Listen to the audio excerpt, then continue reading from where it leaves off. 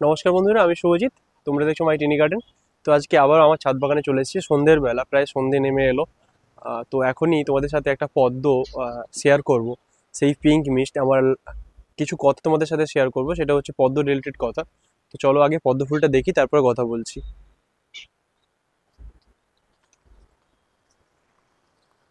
তো এটি আমার সেই আইডি পিঙ্ক মিস্ট। তো এটি ফুলটা ফুটে গেছে, আজকে দুদিন ফুটছে, ফুলটা শেষ হয়ে যাবে কালকে। তো এই ফুলটাও কালকে ফুটেছিল, আজকে ফুটেছিল, সরি, আজকে ফুটেছিল, কালকে আবার ফুটবে। এবং এই একটি কুড়ি আমার পদ্মের এই সিজনের মতো আমার ছাদ বাগানের পদ্ম কিন্তু এখানেই শেষ। তো এইটাই হচ্ছে লাস্ট কলি, লাস্ট কুড়ি আমার ছাদ বাগানের পদ্মের। এরপরে কিন্তু আমার ছাদ বাগানে আর কখনোই পদ্ম ফুল দেখানো যাবে না, এবং আমি নিজেও দেখতে পাবো না। তো একদম পদ্ম গিয়ে পাবো আবার সেই মার্চ এপ্রিল মাসে।